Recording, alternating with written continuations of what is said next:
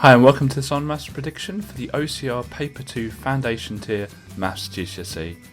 Enjoy!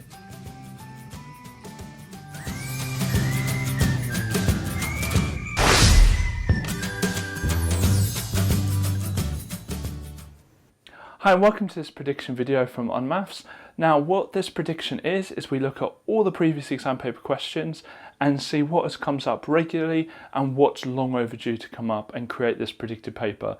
You can do this predicted paper online for free if you click up here. And on our site also is Topic Busters, which is basically just specific topics with all the questions based on those. And we've got Topic Busters for every single topic. And you can also check out the Revisionator, which is quicker and shorter blast of random questions to help you revise. You can sign up for free. In fact, everything on our website is completely free. Please make sure that you use this as part of your normal revision. Don't just fully rely on this paper because it is a prediction. You need to just use this as a revision tool amongst all your other revision stuff.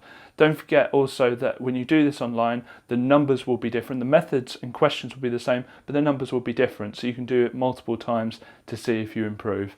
I hope you enjoyed this video, and if you do, please click like. And if you want to see more from us, please click subscribe. Thank you very much. Okay, in this question we're asked to do 2 cubed, and whenever you cube a number you times it by itself 3 times, so that'll be 2 times 2 times 2. So whatever the power is, which is this number up here, you times the base, which is the big number, by itself that many times.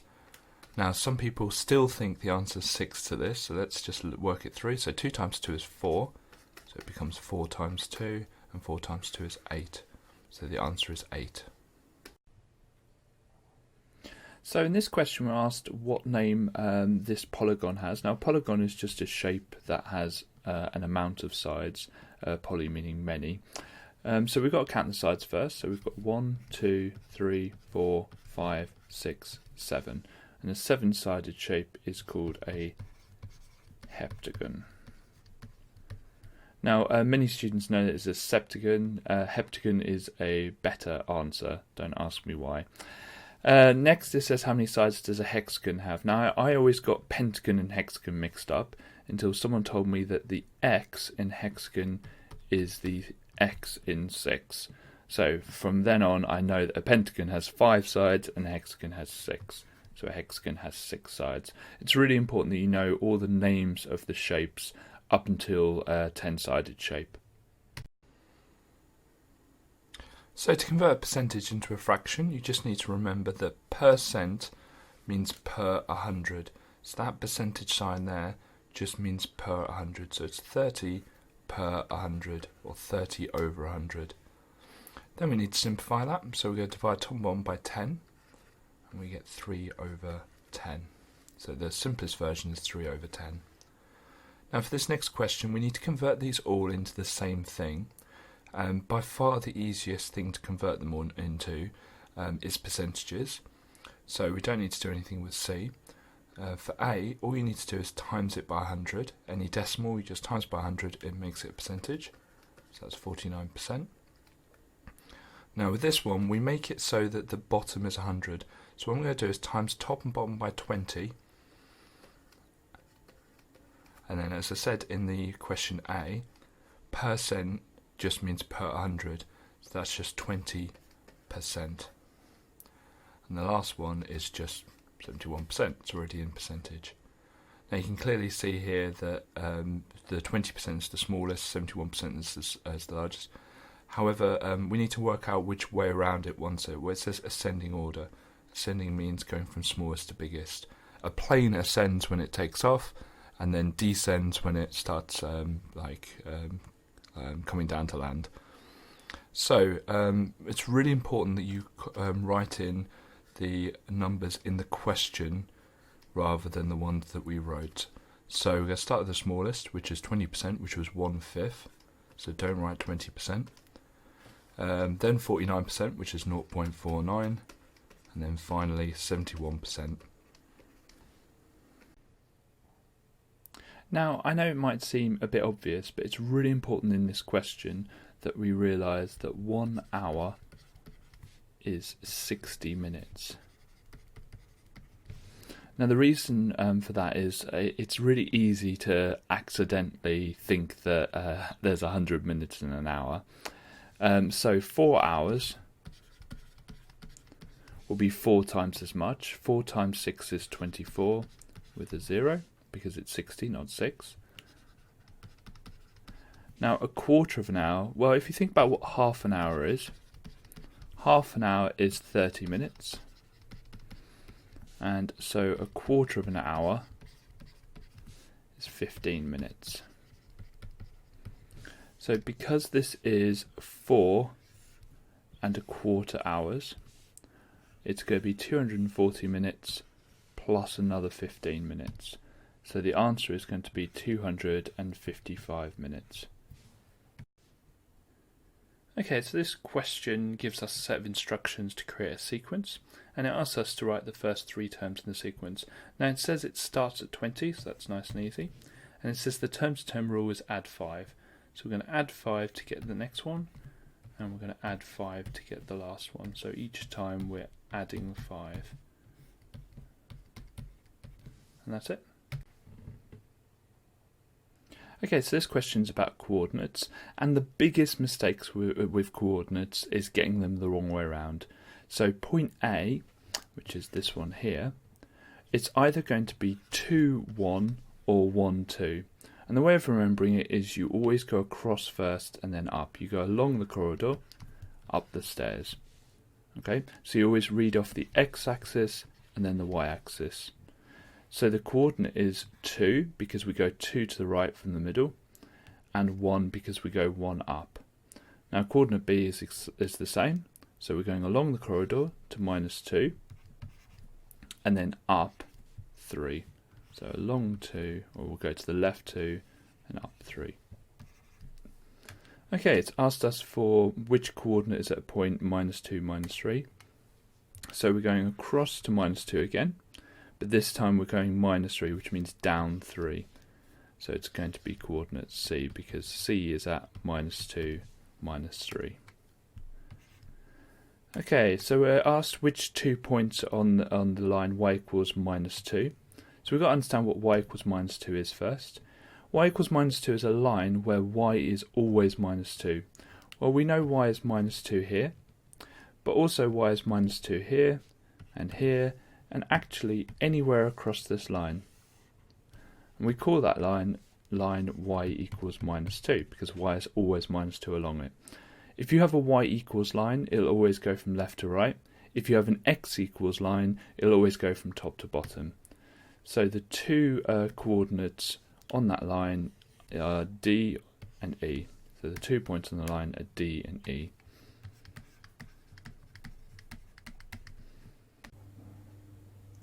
When you're rounding numbers to significant figures, first of all write out the number.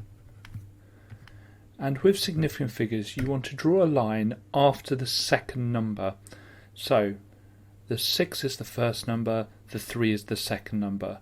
Now unlike decimal places, you're not looking at counting from the decimal point, you're counting from the start of the number, and we'll have a look at an exception to that on question B. Then we look at this number. Now this number and the 2 are doomed. They're gone.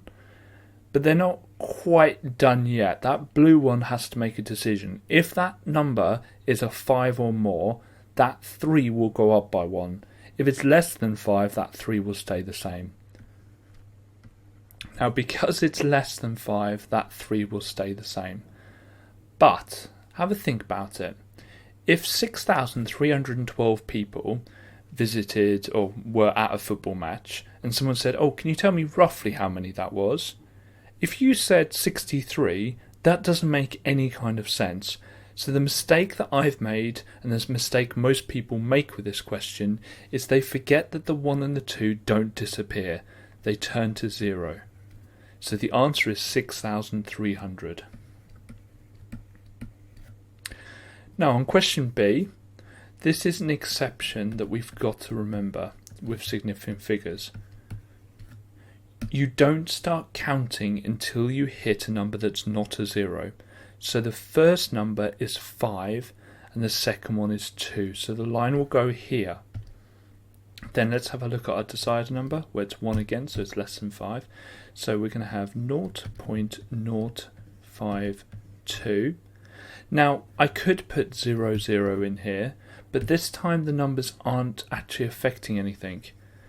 Whilst before, the 2 zeros there were holding that 6 to 6,000 and the 3 to 300, so they were really important.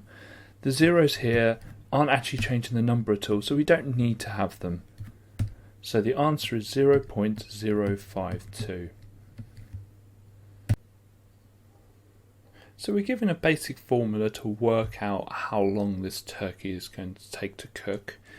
It says that the cooking time, so we can just call that time, is the weight, which it says is a 3 kilogram turkey, and just check that the units are the same, which they are. So it's the 3 times 30, then add 90.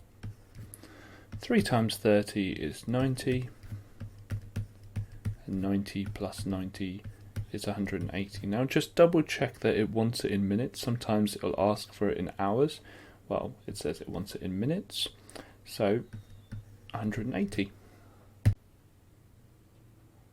Okay, so a few things we need to realise with this question.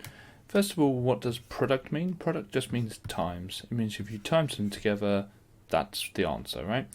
And we're looking for more than 2. We'll come back to that later. So first of all, we're going to do a sample space diagram for this. So we've got the numbers from spinner 2 up here, and the numbers from spinner 1 here. But instead of like writing down the combinations, we're just going to write down the answers to the product. So we're going to do 1 times 0, 0.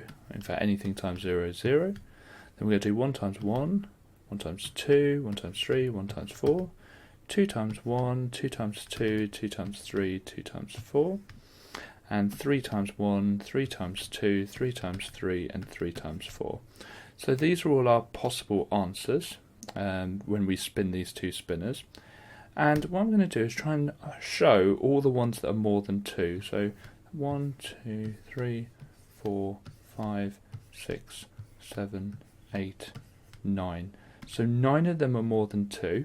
So 9 will be on the top of my fraction when I show the probability. And what we need to do is put that over the total amount, including the 9 we circled. So there are in total, when we can count them, or I notice it's a 4 by 4 grid, so it's going to be 16. I can't cancel that. Now be careful, really common mistake is these 2. Because it says more than 2, those don't count. So it has to be 3, 4, 5 onwards. Really other common mistake is this bottom number here. A lot of students would put that as, was it 5, is it? No, 7. They put it as 7 because it's all the remaining numbers. No, that's bottom number's always the total amount of numbers. Okay, so this seems quite a complicated question, but it's one of those questions that if you break down, each step is a little bit easier than you think. So the first thing I would do is I would work out how much money that Shafi is making. So she's charging £15 a ticket and she sells 100 tickets. So it's going to be 100 times 15, which is going to be 15 with 2 zeros. So that's the amount of money she's making. Now the costs are a little bit more complicated to work out. So the entrance fee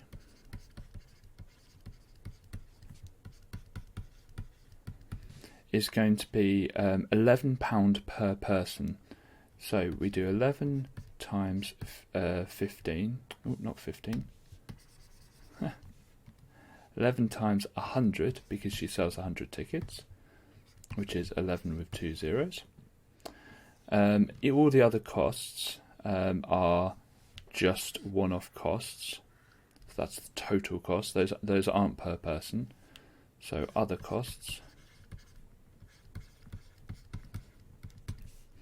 are going to be 200 plus 40 plus 40, which is going to equal 280. So we're going to work out the total costs by doing 1,100 plus 280. And you can do any of these using any method you feel comfortable with, and you don't necessarily have to for this one.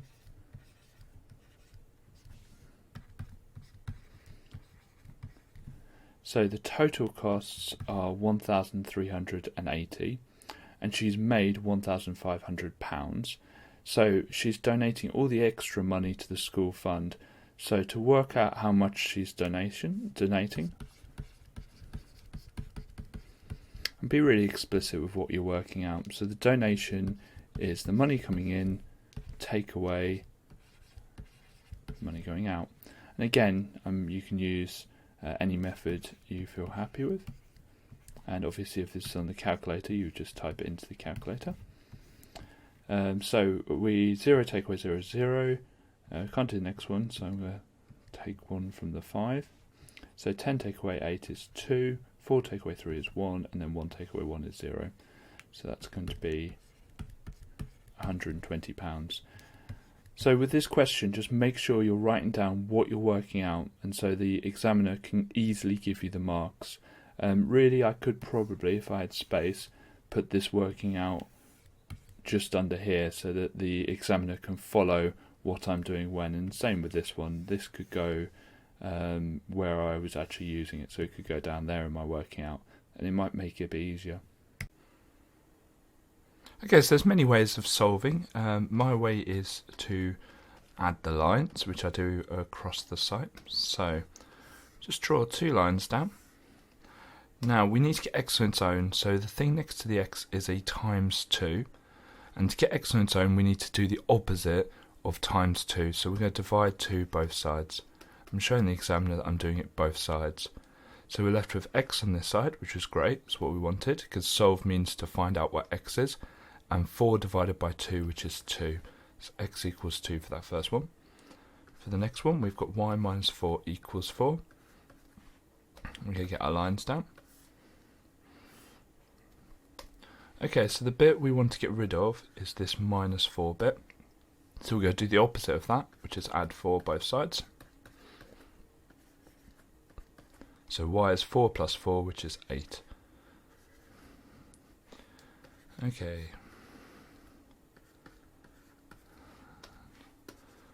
So that was a 2 for a second, but it's a z. Right. So this one's slightly harder.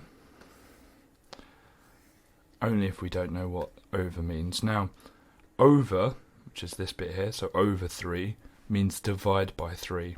So the opposite of divide by 3 is times 3. So we have times 3 both sides. So z equals 4 times 3, which is 12.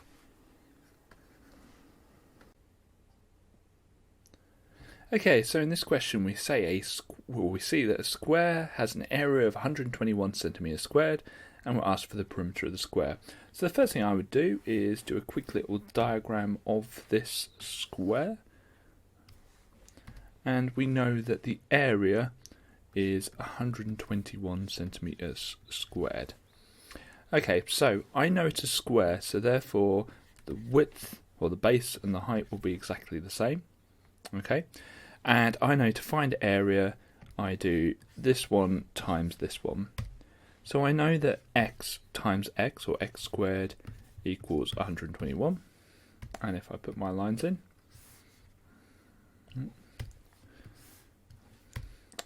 then I can square root both sides, and so x is 11. So I know that 11 times 11 is 121. Now the temptation is to think, right, I've got the answer 11, but it's asked for the perimeter of the square. So I know perimeter is the distance around the square, and each side is 11, so it's 11 plus 11 plus 11 plus 11, or 11 times 4, which is the perimeter, which is 44. So the answer is 44 centimeters. Okay, so in this question we're on a school trip, and it's best to break this question down into bits we need to work out. So it says 4 buses each carry 105 students.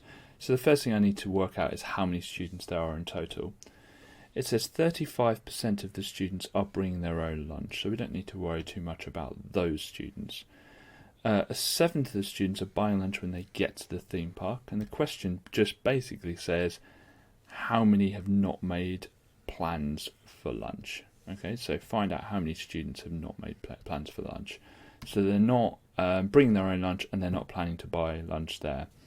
So let's do the first thing first, and let's work out the total total amount of students, and show the examiner what you're working out each time. So we're going to do 105 times by 4. You can do that any method you want, but it's going to be 100 times 4 is 400, 5 times 4 is 20, so it's going to be 420 students. So we've got 420 students in total. So next we need to work out how many are bringing their own lunch. So bringing lunch. Okay, so to do this, we're going to work out 10% first, which is going to be 42. Because if 100% is 420, that's how many students we have. 10% is, you just divide it by 10.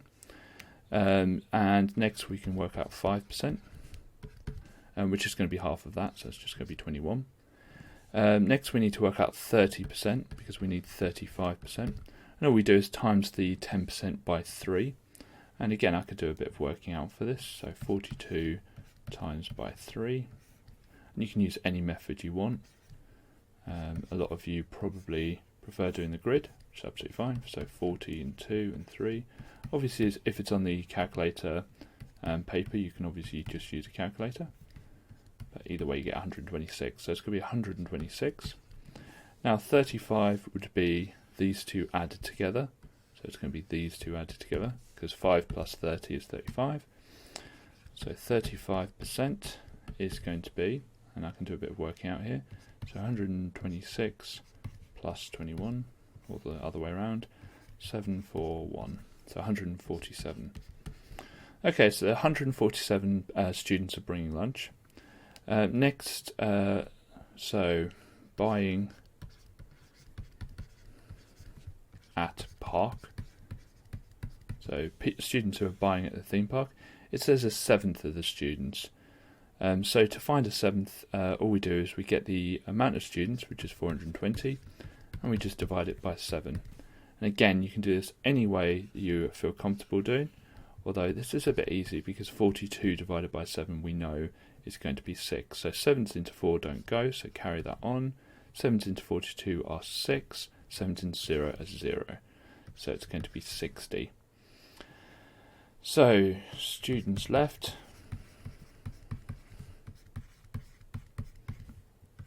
So we're going to do the amount of students, which is 420, take away the people who are bringing lunch, plus the people who are buying it in the park.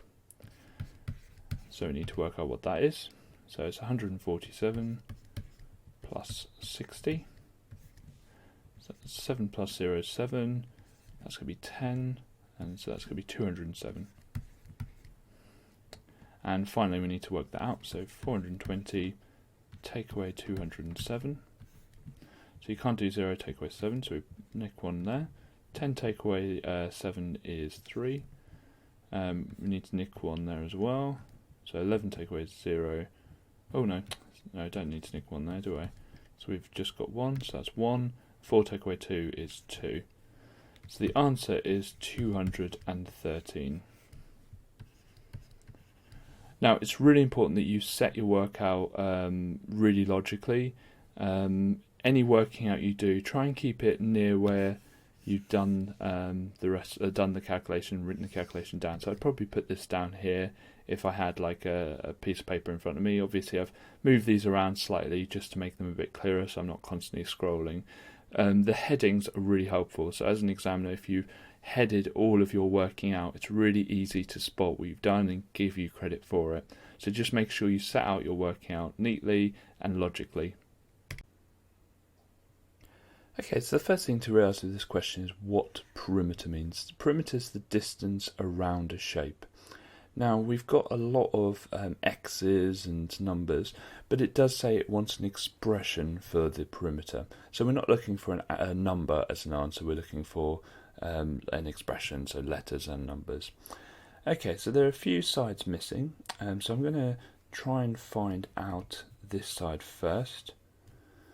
And to get this side, we're going to add the 5x here with the x there. So 5x plus x is 6x. So we've got that one. Now, if the total distance across is 7x plus 16, and the bit we know is 6x plus 11, then the bit we don't know will have to add up together to make the 7x plus 16. So we need another x, and we need another 5. Okay, we've labelled all the sides. So what I'm going to do is pick a point on the shape, and I'm just going to start walking around the shape and writing down everything as I go. So perimeter equals, and we've got 6x plus 11 plus 5x plus x plus 5 plus 6x plus 7x plus 16 plus x. So we've got quite a lengthy string of algebra there. Now we'll always need to simplify this. Okay, so if I collect the x's first, so we've got a 6x plus a 5x plus an x plus 6x plus 7x plus an x, which is going to be 26x. Okay, let's do the numbers next. So we've got 11 plus 5 plus 16, which is going to be 32. Okay, so the perimeter is going to be 26x plus 32. Now, a different way I could have done this is just focused on this one and doubled them. Now, let's have a look and see how that works. If this length here is 6x, then these two here would add together to make 6x. So in total, we have 12x going down. All the ones going across is going to be double this one. So it's all going to add together to make 14x plus 32. And then if you add those together, that would also give us the 26x plus 32. With two-way tables, we've got to use the totals to work out the missing numbers. So a nice place to start is this box here. If we have a look, we've got a total of 46 people with brown eyes. 23 of them are female. So all you need to do is 46 and take away the 23, and that leaves 23 left over. Now let's have a look at a nice easy one. Right, green eyes, that's a nice easy one there. We've got 48 in total, and 27 females with green eyes. So we want to do 48, take away 27, and that leaves us with 21. Now if we have a look at this one, we have 23 females 23 males with brown eyes, 18 males with blue eyes, and 21 males with green eyes. And we assume that there weren't any others because they're not in the table. So we add those together and that gives us 62 in total. And let's have a look at this one maybe. So we've got 62 females altogether, and we've got 27 of them have green eyes and 23 of them have brown eyes. So we take the 23 and the 27 away from 62, and that leaves us with 12. And we can just check that. We can do 23 plus 12 plus 27, and it equals 62. So we know that's right. With that one sorted, we can get this one. And if there's 18 males with blue eyes and 12 females with blue eyes, that means there's going to be 30 altogether. Now this total is either the total of these ones or the total of these ones, and they should give you the same number. Don't add the blue and the green ones together. So it's only one of them. So 46 plus 30 plus 48 is 124. And let's just check that. 62 plus 62 is also 124. So don't ever write down 248 because that's not correct. So in total there are 124 people whose eye colour were checked. So we're asking this question to do a composite bar chart. Now a composite bar chart just means that it's like a comparative bar chart where the bars are next to each other, but on a composite bar chart they're just all in one bar.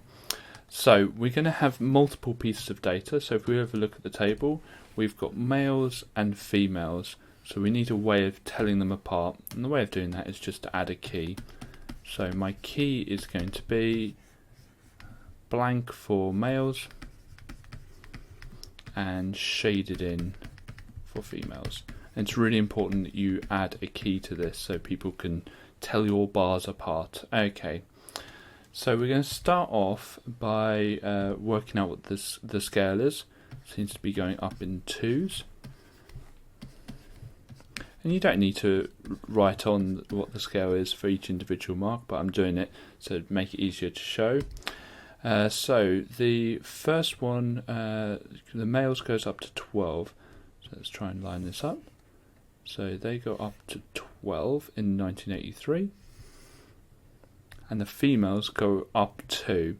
So I'm going to add another 2 on, which is 1 square, and then I'm going to shade that 1 extra 1 in. And it's that simple. So we're going to do that, and I'm going to cross those out because I've done those. And I'm going to do that for 1984. So we're going to go up to 8 for the males. And then we're going to go up another 4, which is 2 squares for the females. Cross those out now. And finally, we could go up to 4 for the males. And we could go up 12, so that would be 6 squares. 1, 2, 3, 4, 5, 6.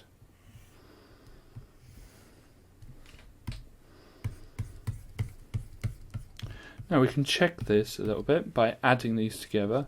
That should go up to 14, 12 plus 2, which it does. That should go up to 12, which it does. And this should go up to 16 by adding 4 and 12 together, which it does on our table. So we need to make sure that we have the key, and we need to make sure that a composite bar chart, there's one on top of the other. Okay, so in this question, James and Anna share £20 in the ratio of 3 to 2. So James gets 3 for every £2 that Anna gets. So if you think about this as piles of money, James gets 3 of these piles of money, and Anna gets 2 of the piles of money. So how many piles are there in total? Well, what we do is we do £20 divided by the amount of piles that we want. We want 5 piles. So that's 4. So each pile is going to have £4 in it. Now if James has 3 piles, he's going to have, so James has 3 piles, so he's going to have 3 lots of £4, which is £12. Anna is going to have 2 of those piles, so 2 lots of the £4, so she's going to have £8. So James has 12 and Anna has 8. We can check that. First of all, James has more than Anna. Well, James has £12, Anna has 8. Secondly, there's £20 in total, so 12 plus 8 is 20. So chances are, with these simple checks, we know we've probably got the right answer. When adding fractions, it's not as easy as the other operations. So with fractions, you need to make the bottoms the same. So the first thing you need to do is find the lowest common multiple of the 2 numbers at the bottom. So lowest common multiple of 5 and 7. Well, we can just quickly do the times tables. Let's just keep going for a little bit. Let's do a bit of the 7s. We've got one already. So 35 is the lowest common multiple. Now some people say, oh, can you not just multiply the two together and that will get the lowest common multiple? Yes, that will always get a common multiple, but sometimes you don't get the lowest common multiple. So if you think 4 and 8, yes, 32 is a common multiple, but actually the lowest common multiple of both those numbers is 8. So it just makes it a bit easier sometimes if you don't always pick the common multiple by timesing them together.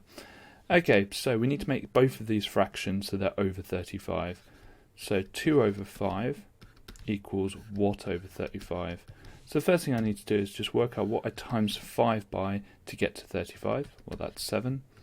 And I'm just going to do it the same to the top. So 2 times 7 is 14. Next, we've got 2 over 7. So again, I need to work out what I do to the bottom to make it 35, because both of these need to be over 35. Times by 5. So I'm going to do the same to the top, times that by 5. 2 times 5 is 10. And so instead of 2/5, I'm going to write 14 over 35, which is what I converted it into, plus, and instead of 2/7, I'm going to write 10 over 35. Now, when the bottoms are the same, which they are here, then you just add the tops. So that's going to be 24 over 35. Now make sure you don't add the bottoms stay the same. So the answer is 24 over 35. Now if you can simplify this, which you can't on this one, but if you can, make sure you also simplify. So the biggest thing with this question really is to understand what's going on. Basically, there's two buses, the 157 and 183. 157's being released every 15 minutes and the 183 every 10 minutes. And we need to find what time they're both being released. So this is a lowest common multiple question. So we're going to have the 15 times table and the 10 times table, and we're going to find out what point they have the same numbers. So if I just write out a few of the 15 times table and a few of the 10 times table, you can clearly see that it's going to be 30 is the lowest common multiple. Now it says that the buses start at 9 o'clock, so 30 minutes after that will be 9:30. When solving, always just write out the question and put down lines either side of the equals. And what we're looking at doing is doing something to both sides so that we get x on its own. So we want to end up with x equals at the bottom. That's when we know we've solved it. So looking at the left hand side, we need to get rid of this 6 here and the takeaway 6 there. Now we must remove the plus or the minus first, as long as it's not trapped in a bracket or a fraction. So we're going to get rid of the minus 6. To do that, we need to do the opposite of it. So we need to add 6 to both sides. So we're going to end up with 6x on the left hand side, because we've got rid of the minus 6. And we're going to add 6 to that to make 60. Now we want to get rid of the 6 before the x. Now that's a times 6. When you put a number next to a letter, it's a times. So to get rid of it, we need to divide 6. So we're going to end up with x on the left hand side, and 60 divided by 6 is 10. So the answer is x equals 10. Didn't need that much room in the end, and that's it.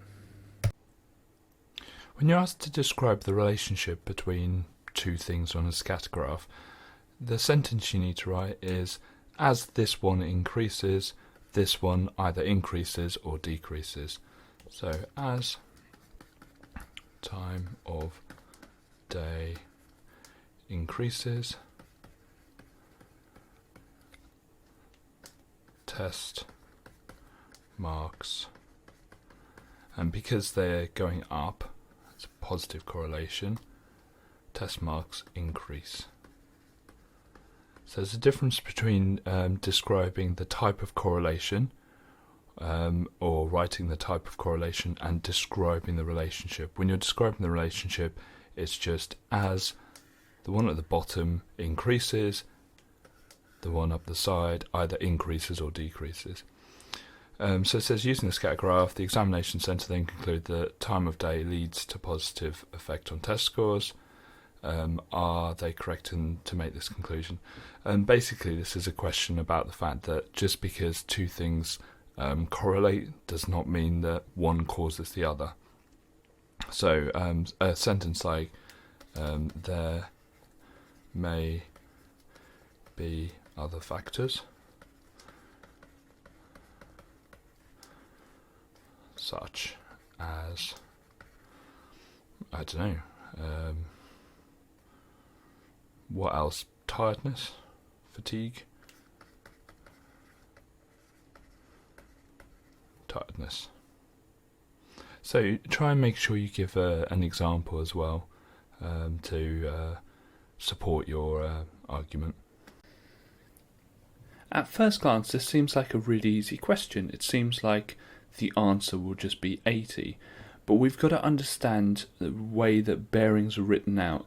It says work out the bearing of A from B. It means that we are at B and we're trying to find where A is in relation to B. So the actual question is asking you for this angle here. Now don't forget, bearings are the angle going clockwise from north. So not so easy. The first step of doing this, and there are different ways of doing this, is just draw a line. In fact, I'll use my straight line one. Just draw a line straight down at B. If I can get it right, there we go.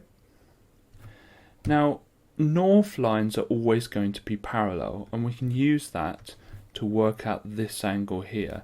This angle here will be the same as this angle here, because they're Z angles or alternate angles. So that's also going to be 80. We know this one is a straight line, so we know this is going to be 180 degrees. So all we need to do to work out the bearing is do 180 plus 80. And when you add them together, you get 260. So the bearing is going to be 260. Now there are other ways of doing it. You could have worked out this angle, because this angle and the 80 degrees over here are co-interior, interior, or allied angles, whichever one you want to call them. So they will add up to 180. So we know that one's going to be 100. And then what we could have done is 360 take away 100, because it's the full circle is going to be 360, and we don't want that 100 one. You'd also get 260. Question A seems like a really complicated question, but it really isn't. If you think about what you know about a rectangle, you know that opposite sides of a rectangle are equal. So if you just write down x plus 1 is the same as 12, and then solve it. So what we're going to do is we're going to take away 1 both sides. Then x equals 11. So we know that x is 11. Let's check that out. It says here x minus 1. Well, what is 11 take away 1? Well, it's 10. And that is the same as that. So we know that x equals 11. And that's it. Question B. Have a think about what you know. You know that all angles in a triangle add up to 180. So we know that if we add y, 2y, and 3y together, it's going to equal 180 degrees. So again, let's just get our lines down so that we can solve it. So 1y plus 2y plus 3y, well, that gives us 6y in total. And then what we need to do is get rid of that times 6 there by dividing 6 both sides. So y equals 180 divided by 6. Well, I know 18 divided by 6 is 3, so I know that's going to be 30.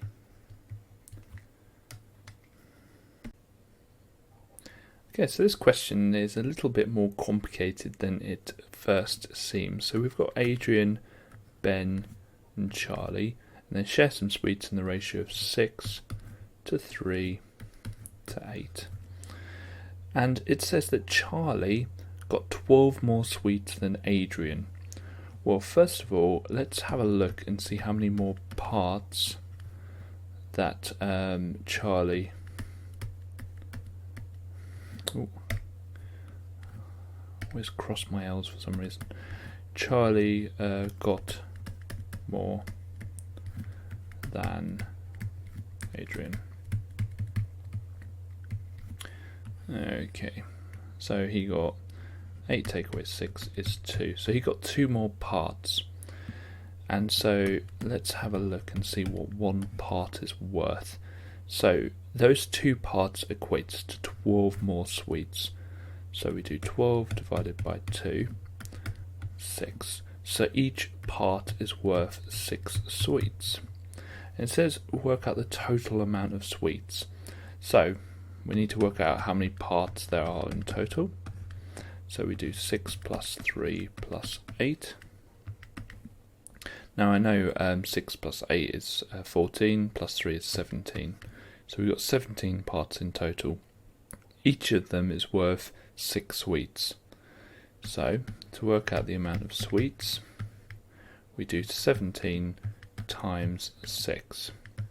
Now we could do 7 times 6, which is 42, 10 times 6, which is 60. So add the 2 together, it's 102. So there are 102 sweets altogether. Okay, so for this question, the first thing we're going to do is we're actually going to convert these into easier numbers to deal with. So I'm going to times this left hand 1 by 10 and times this right hand 1 by 10. So we actually end up with whole numbers, which are much easier to multiply. I've just got to remember to turn them back at the end to deal with that at the end. So there's multiple ways you can multiply these together. You can use the grid or column or whatever method you feel comfortable using. So let's put these in a column. But again, there's no additional marks if you do one way or the other. Okay, so 5 times 3 is 15. Carry the 1. 5 times 1 is 5. Add the 1 is 6. 5 times 7 is 35. So it'll be 35. Now the next thing we're doing is 40 times 3. So what we're going to do is just add a 0 here, and then we can just think of it as a 4. So 4 times 3 is 12.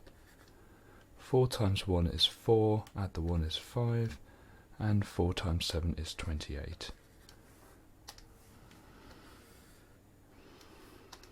Then we're going to add going downwards, so 5, 6 times 2 is 8, 5 times 5 is 10, so it would be 8 plus 3, which is 11, plus the 1 is 12, and then 2 plus the 1 we carried, which is 3.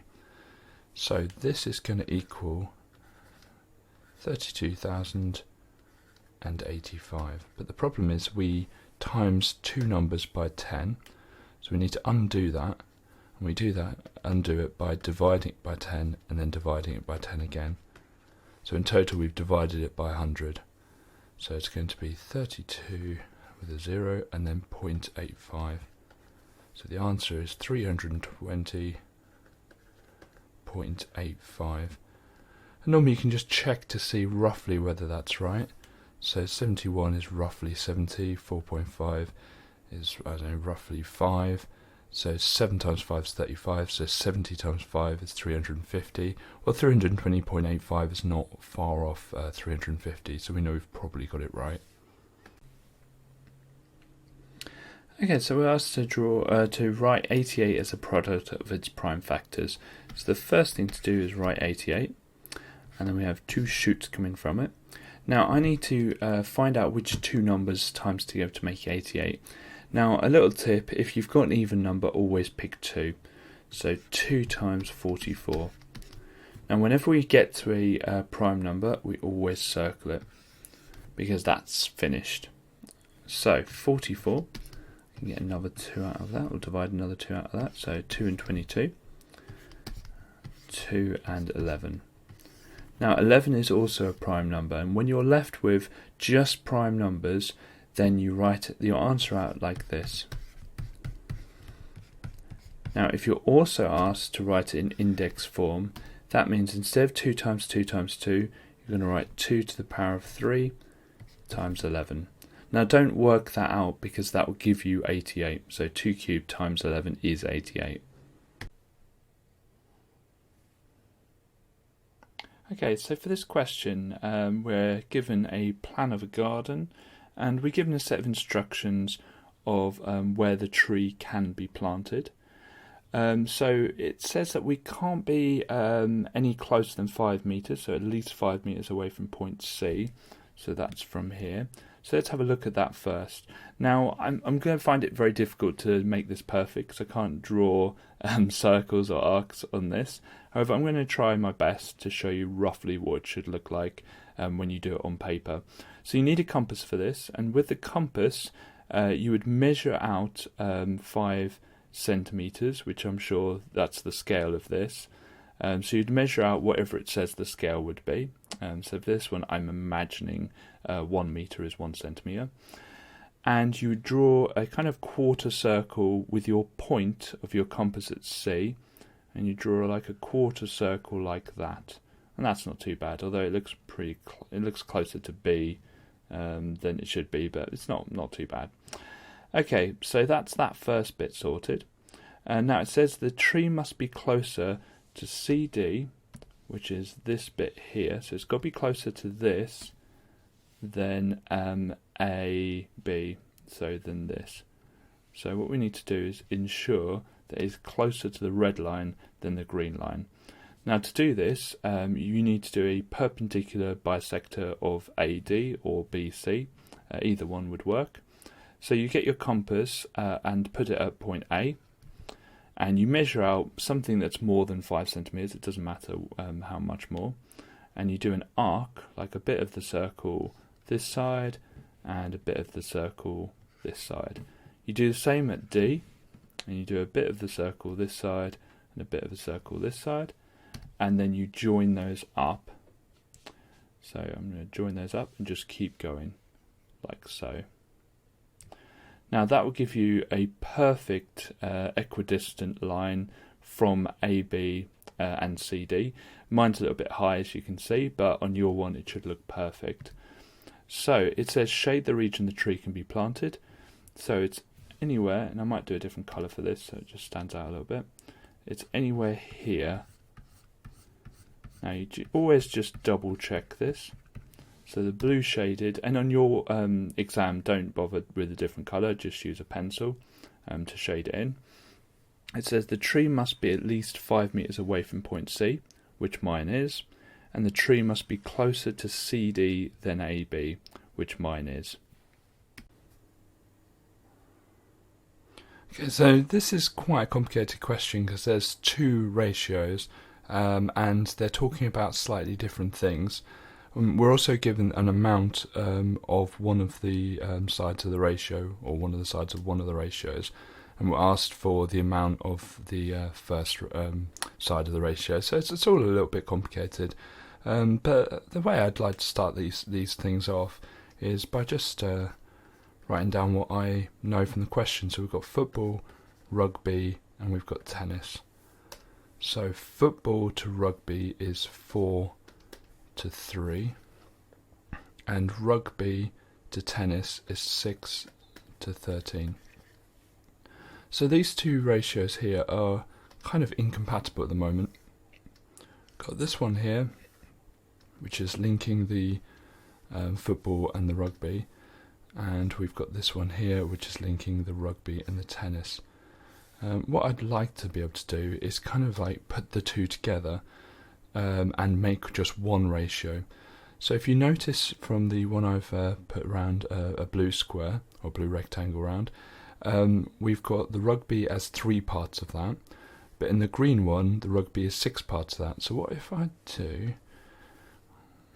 times both of these by 2? If I times both of them by 2, I get 8 to 6, and that actually matches the other ratio.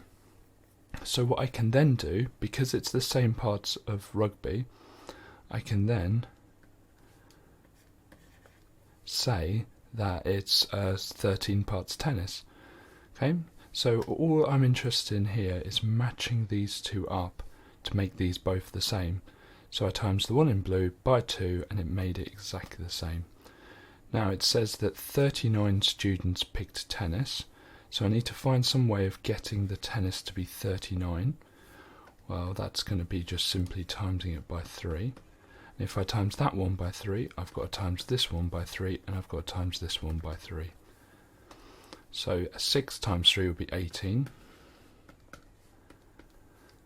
and 8 times 3 will be 24.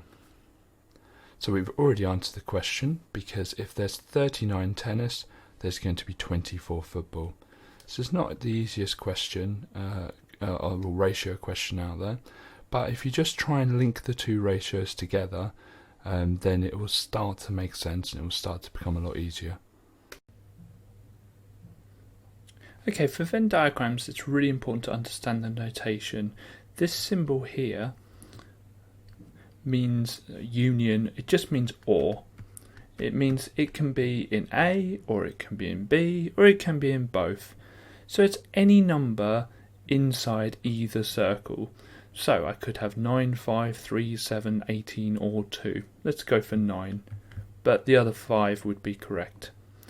This symbol here, I always view it as an and. I always put a little line there to say A for and. And it means it needs to be in A and B. It can't just be in A, it can't just be in B, it needs to be in both. And there's two numbers that fit that bill, 3 and 7. So I could write 3 or I could write 7.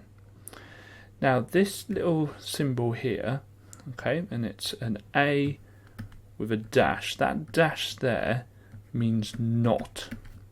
So we're looking for numbers that aren't in A and are in B. Well, let's have a look at where not A is. Well, it's anywhere around here. Anywhere around here is not in A. And let's have a look at where B is. So B is anywhere here. So the numbers that overlap both of those are the 18 and the 2. So it's 18 and 2. So there are two numbers that fit that bill. So that will go at the top of our fraction. And there's 1, 2, 3, 4, 5, 6, 7, 8 in total. Now I can simplify that a little bit to make it a quarter. And so my answer to that will be 1 over 4, or a quarter.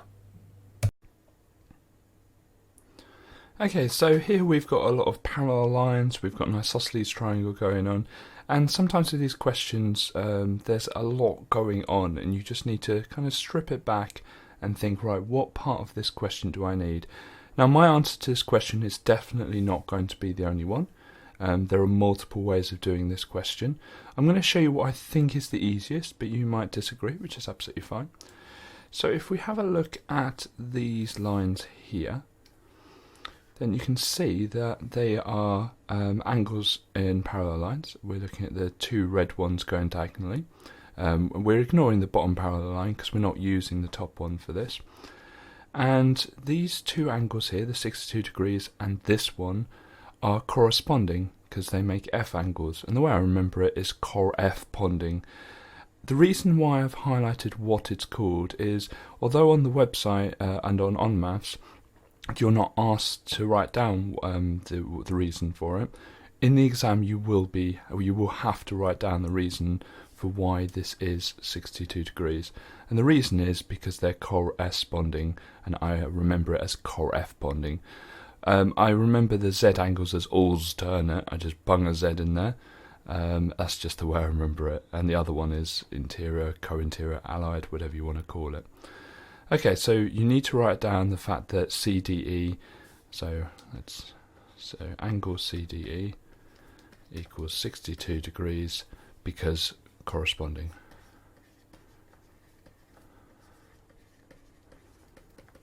Okay.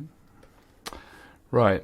Now, angle DCE, this one here, will also be 62 degrees. So angle DCE will also be 62 degrees. Okay, and this time it's because it's the bottom two angles in an isosceles triangle are always equal. Now, by bottom, I always imagine isosceles being like this. Okay, so it's always the bottom two.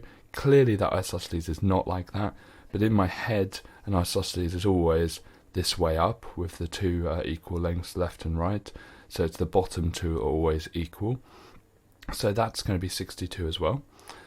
So to work out angle angle DEC, that's what it says in the question. So angle DEC is going to be 180 take away 62 times 2. And the reason for that is angles in triangle add up to 180 degrees. And never feel like you're writing too much for the reasons. There are some key words in the marker schemes that are in bold that the marker's going to be looking for. So corresponding being one of them and isosceles being the other. And angles in triangle. Don't draw a triangle, just write the word triangle. I'm trying to save time, although having discussed it, I've probably not saved much time. Okay, so that's going to be 62 times 2. Well, 60 times 2 is 120, so it'll be 124.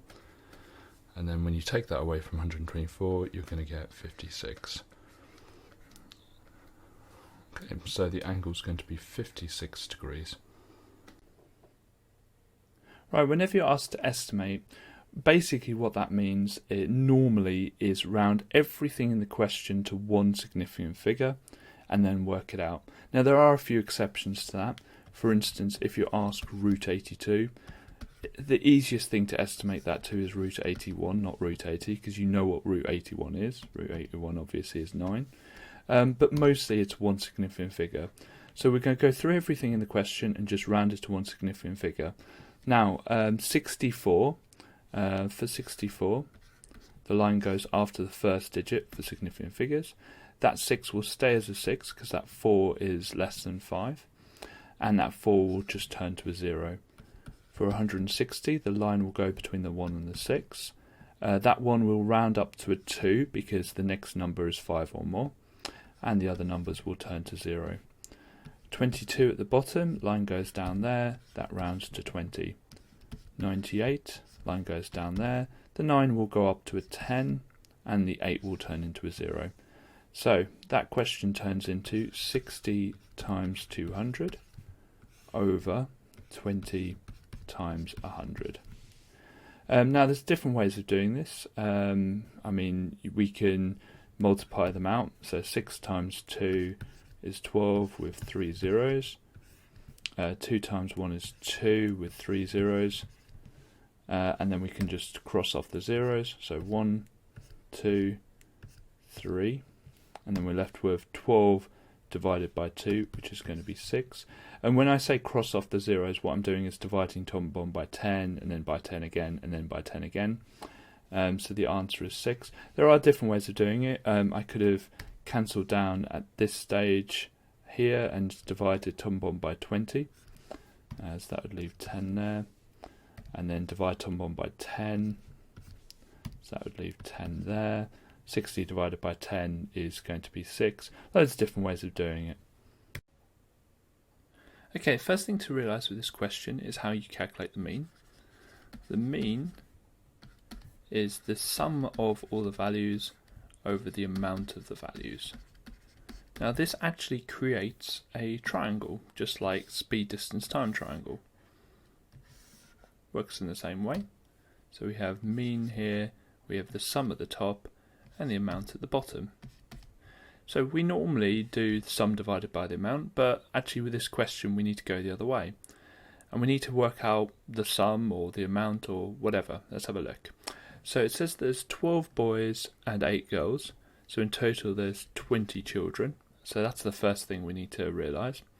It says the mean number of coins for the children is 15 and the mean number of coins for the boys is 13. And we've got to work out the mean number of coins for the girls. So we know how many girls there are, which is 8, but we don't know the total amount of coins for the girls. For the boys. Okay, so where do we start? Well, it would be helpful to work out how much coins there are in total. So if I look at the triangle there, we know, so let's write down total children. I'm going to try and show my working out as I go. We know that the mean of all the children is 15. So in my triangle, I've got 15 for the mean. We know that there are 20 children in total, and we can work out the sum by timesing those together. So we're going to do 15 times 20, so there's 300 coins altogether. Okay, so now next we're going to work out, well, we're given the boys, so let's work out how many the boys have. So same triangle, we know the mean for the boys is 13, and we know that there are 12 boys. So we're going to do 13 times 12, which is 156. So to work out how many girls there are, or to work out the sum of the girls, we're going to do the sum of all the children, which is 300, take away the sum of the boys, which is 156. So we'll do 300, take away 156, which is 144. So we know what the girls add up to, because if the boys add up to 156 and the total children adds up to 300, then the girls must add up to 144. But we're asked for the mean for the girls. So to work out the mean, we just go back to our standard formula we had at the start, which is this one. To work out the mean, it's the sum, which we worked out as 144, over the total, and it says there's 8 girls. So we're going to do 144 divided by 8, which equals 18. So our answer is 18. Okay, this is quite a lengthy question, and again, it's one of those questions, there's multiple ways of doing it, so if you've got a technique that works really well, stick with it. But with this question, and with any fraction questions, you need to make them top heavy first. So that's what I'm going to do with both of these fractions. So 6 1/3. And to make it top heavy, you times by the bottom, and then that answer you add to the top, and then you keep the bottom the same. So 6 times 3 is 18, add to the top is 19, but keep the bottom the same, so it's still over 3. So 4 1/2, we times by the bottom, which would be 8, and then add it to the top, which would be 9. So that equals 9 over 2.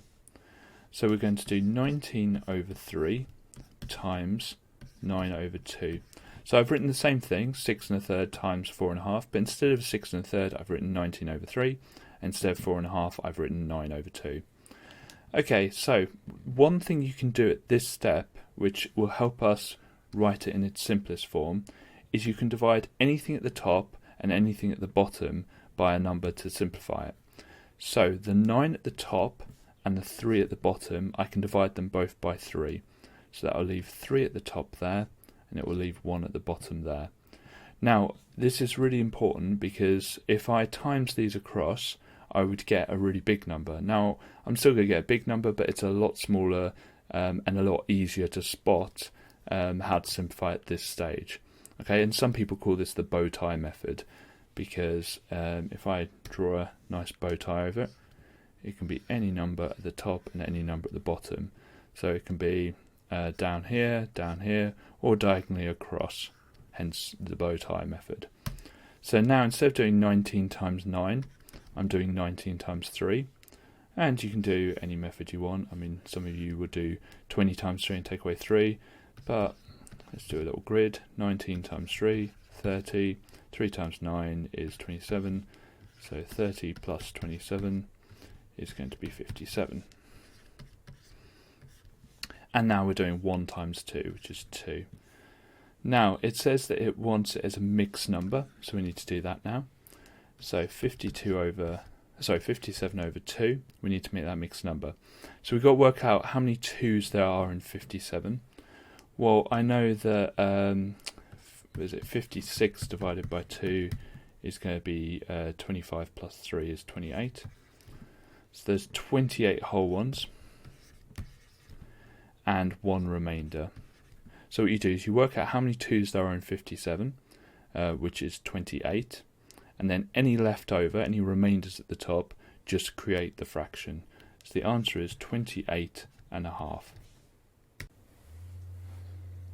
Okay, there's more than one way to expand and simplify a single bracket. You're essentially doing the same thing, but some of you might want to draw grids or do it in a different way. I always just use smiles and rainbows, so I just create a smile between the 2 and the 3x, and a rainbow between the 2 and the 6, and put a little time sign there to remind me to times it. Just put a notch through the bracket. That means we're going to times 2 and 3x, and 2 times 3 is 6, and then we've got the x there.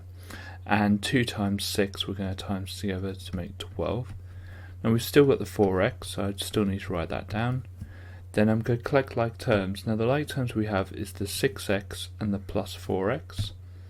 So 6x plus 4x is 10x. And then there's nothing that we can do with the 12, so we just leave that. So it's 10x plus 12. Okay, the next one, there's a double smiles and rainbows. We've got one here, put a little time sign there, and we've got one here. So we'll do the first one first. So 8 times 6x, so we do 8 times 6, which is 48, and then we've got the x. Then we do 8 times positive 2, which is 16, so plus 16. Now that's nice and easy. However, the next one's slightly different. The number outside the brackets is not a 3, it's a minus 3. So when we do minus 3 times positive 4x, we're going to get a negative, because a minus times a positive is a negative. Then we do 3 times 4, which is 12, and then we've got the x as well. Now the rainbow is minus 3 times minus 5.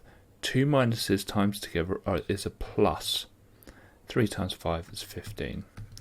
Then we look for like terms, so we've got the 48x and the minus 12x, and we've got the plus 16 and the plus 15. So we want to do 48 take away 12, or 48x take away 12x. So if we take away 2 it's 6, if we take away 10 it's 36x. Then we want to do 16 plus 15. Well, 15 plus 15 is 30, so that's going to be 31. So the answer is going to be 36x plus 31. Now the most common mistakes are for that n bit there, this bit here. Sometimes students will write down negative 15. Okay, so in this question you might think that to get the answer to this, you do 40 divided by 5 to get to 8, so you divide that by 5 and you get one machine. The problem is that doesn't make any sense. If 5 machines take 40 minutes, that's almost an hour to make one toy, then what, one machine's going to do it in 8 minutes? It just doesn't make sense. And a question like this that doesn't make sense, if one increases, the other increases, is an inverse proportion question. Now there's an advanced way of doing it where you work out the formula and you do it that way. I'm going to show you a slightly different way that's maybe easier for some people.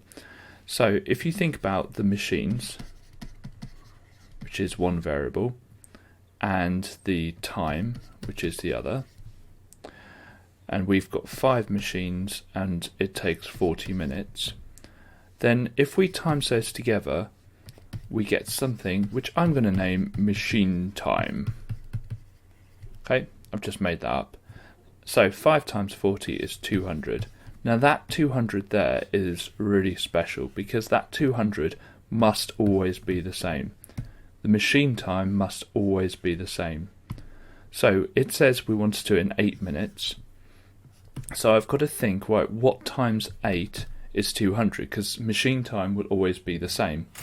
So I get my calculator and I'm going to do 200 divided by 8, and it's 25. So let's check that. 25 times 8 is 200, so it works. Now that is the answer, that we would take 25 machines. Let's just check if it makes sense.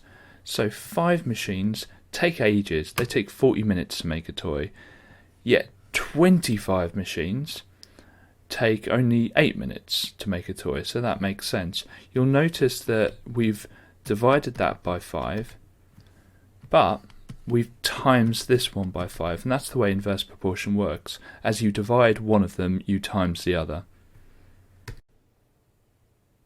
So to answer this question, we need to be really familiar with the formula y equals mx plus c. Now y and x will constantly change, but m is what we call the gradient, and c, or plus c, is what we call the y-intercept. Okay, so we need to understand how to use that formula for this question. Now it already tells us that the gradient of the line is 3, so we can fill that in. So it's y equals 3x plus c. Nice and easy. The only thing we don't have is the y-intercept. Now the way of getting the y-intercept is substituting in the values we know. We know when x is 3, y is 17. So what I'm going to do is just put in the values.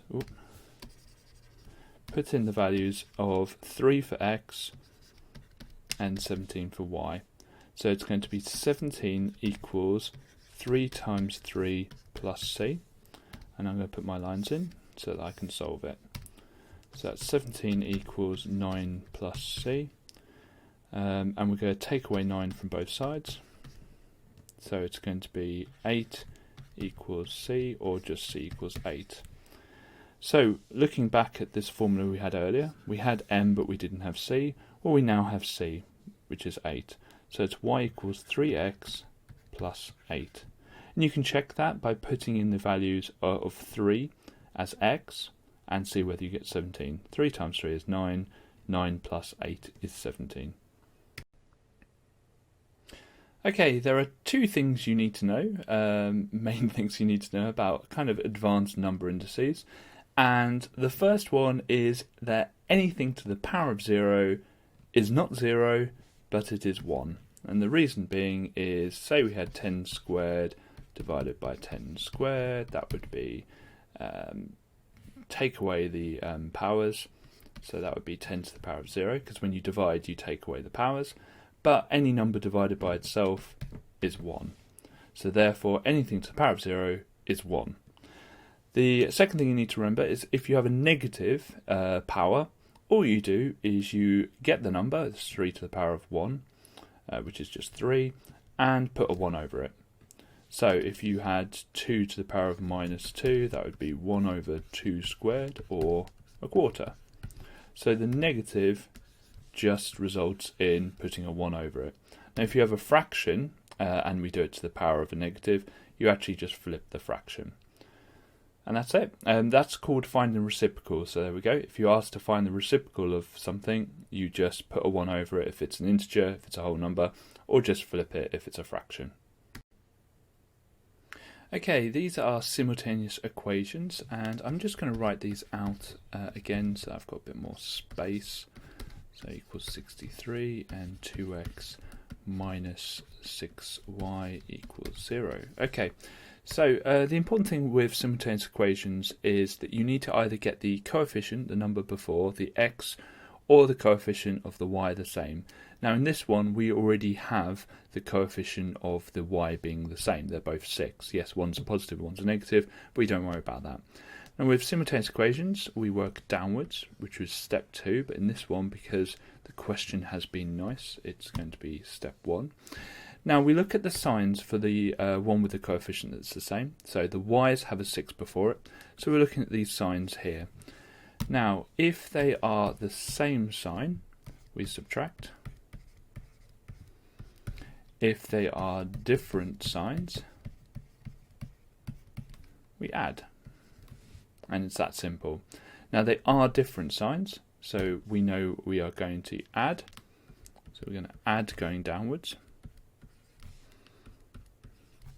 Okay, so 5x plus 2x is 7x, and we're going downwards. 6y plus minus, well the minus wins a plus minus, so 6y minus 6y is 0, and it has to be 0, otherwise we can't answer this question. And 63 plus 0 is just 63. Then we put our lines in to solve it. So 7x equals 63, divide both sides by 7. So we have x equals 9. Okay, now next we're going to pick one of these equations to substitute that 9 into. I'm going to pick the first one, but I could probably easier to pick the second one, doesn't matter.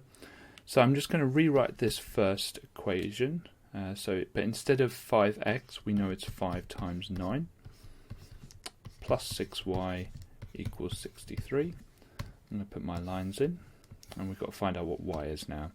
So 5 times 9 is 45, plus 6y equals 63. And then what we're going to do is we're going to take away 45 from both sides. So we're going to do 63 take away 45, which is 18. So 6y equals 18. And then we're going to divide by 6 both sides, so y equals 3. And what you can do if you've got some time is just put it into the second equation. So we're going to do 2 times 9, which is 18, and 6 times 3, which is also 18. So 18 take away 18 is 0. So the answer is x equals 9 and y equals 3.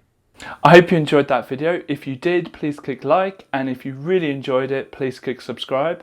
Also, make sure to check out our website. Our website has a lot more on it, and you can just revise anything you want. Finally, very, very good luck for those of you doing the resits in November, and I hope you get the result you want. Thank you very much.